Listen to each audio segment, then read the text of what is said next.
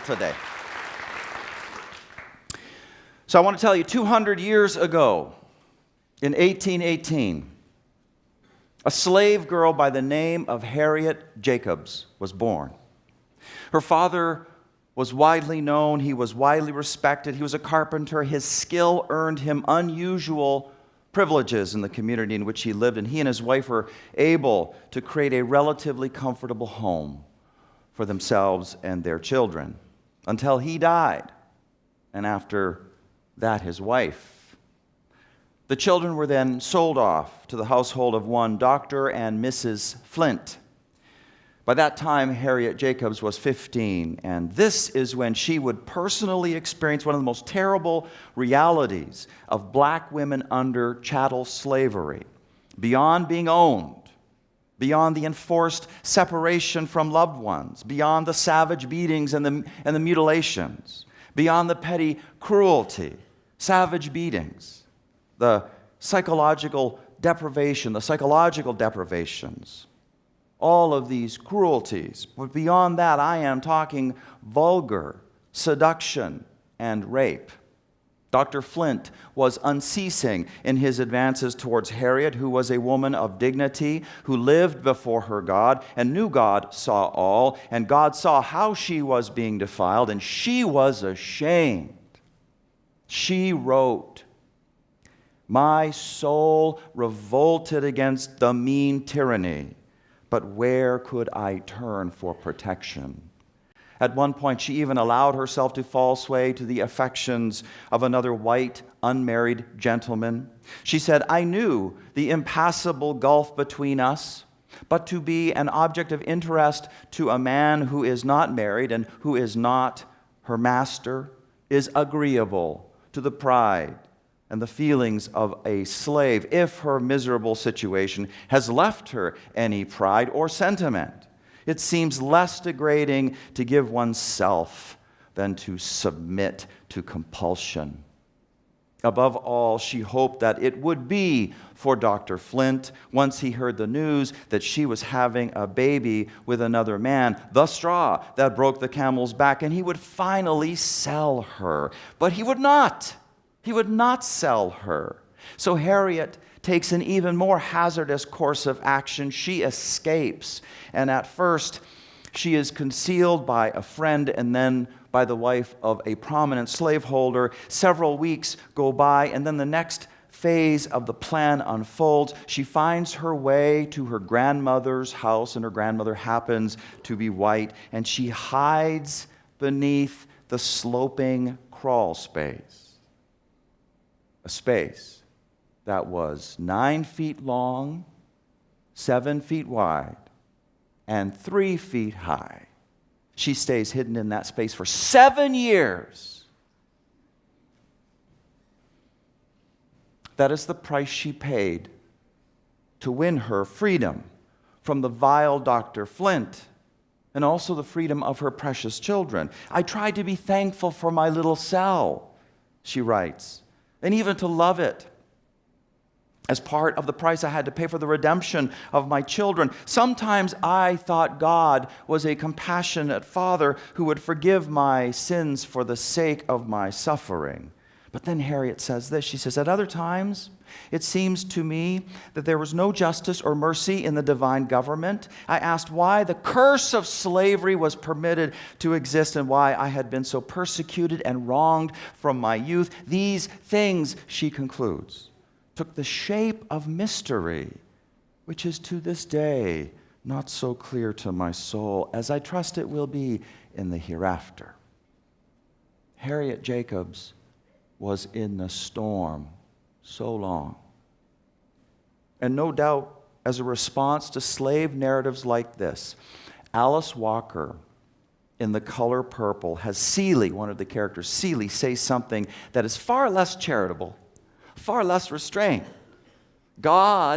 She says, "God act just like all the other men's I know. Trifling, forgetful." I heard a yes up there. "Trifling, forgetful, low down. If he ever listened to poor colored women, the world would be a different place, I can tell you."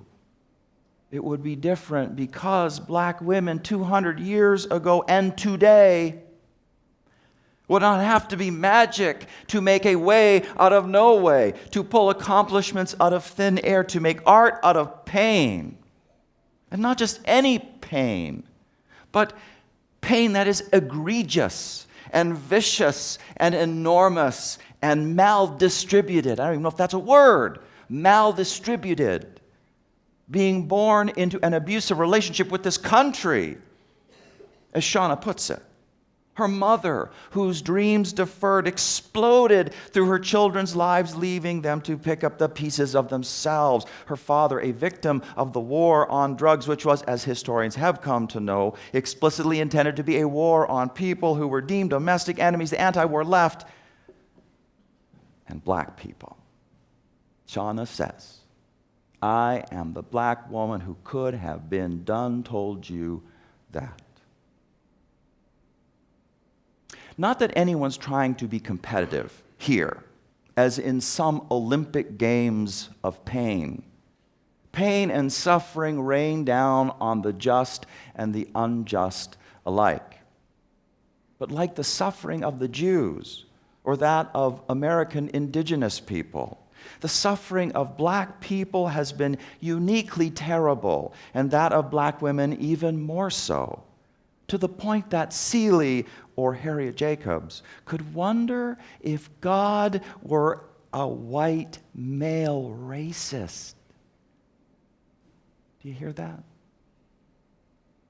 Black women are amazing. They are magic. You listen to any one of our speakers in our Womanism series, and I can't imagine how anyone could walk away not thinking that. They deserve our utmost admiration. But Shauna is right. Celebrate with her, yes, but don't stop there.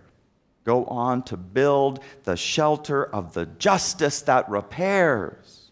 Protect these beautiful, magical people from the storm. Protect yourself if you are one of these people. And part of that is what happens in your mind when you hear the message of what I want to call plantation spirituality. Plantation spirituality is a form of faith that exclusively teaches virtues of patience and forbearance and obedience and of never challenging the status quo in this life, because that is how you earn your reward in the afterlife, right? You have to get along to go along. You've got to submit to the masters. That's the message of the vile Dr. Flint 200 years ago, communicated to Harriet Jacobs constantly. That is the message that society sends all the time. Today, with its negative portrayals of black women in the media, like that Psychology Today article, claiming that black women are the least physically attractive people in the world. That is also the message that can be inadvertently sent when a person of color communicates the pain of what it has been like to have been in the storm so long, and no one is listening, and no one is changing. But what did happen in Harriet Jacobs' mind when she heard that plantation spirituality message? Well, she said no. She said no because she believed unshakably in her inherent worth and dignity, and she was suspicious of anything calling itself a true faith when it reinforces injustice. That is why she did all that she did, including hiding away for 7 years in that crawl space, 9 feet long, 7 feet wide, 3 feet high. Self-worth and suspicion. It was in Kashawn Thompson's mind, too, when she created that movement, Black Girl Magic, as a way to liberate the minds and hearts of women who have learned self-hatred from all of the hatred, all the haters. Self-worth and suspicion need to be in all our minds as well as we face the messages of plantation spirituality, which still persist, even as all the real physical plantations, as they used to function 200 years ago, are long gone. Believe me, they persist not just in Christianity, but in religions around the world.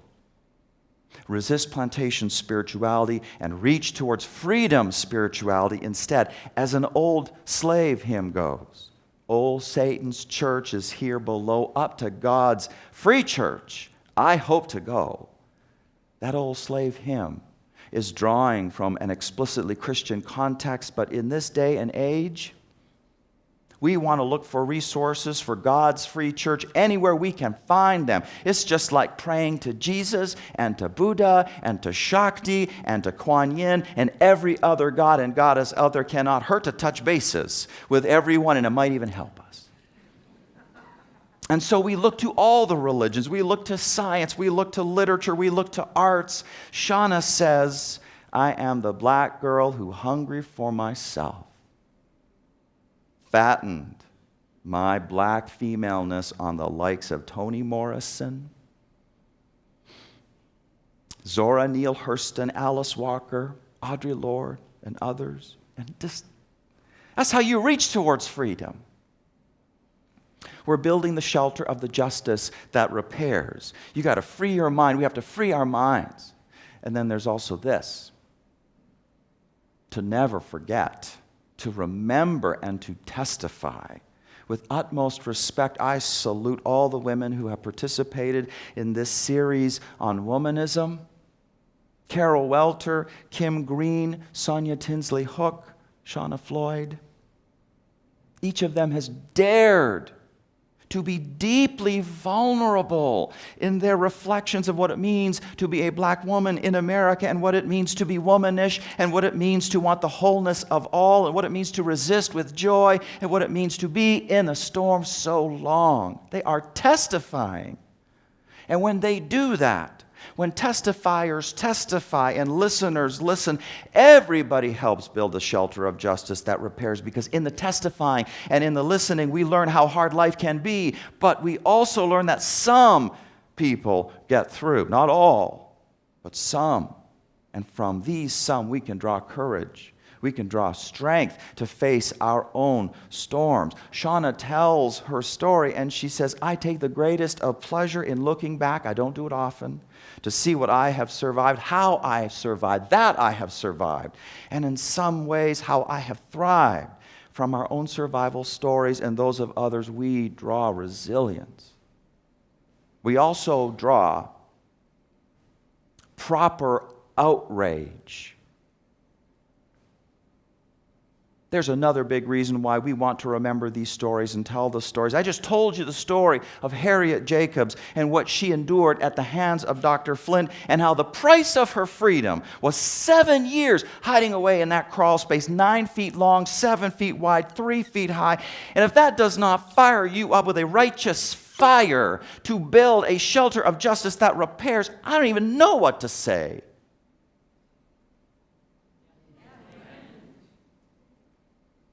Shauna, she just talked about her mother and her father and about being born into an abusive relationship with this country. And if you hear that, and if that does not fire you up with a righteous fire, I don't know what to say.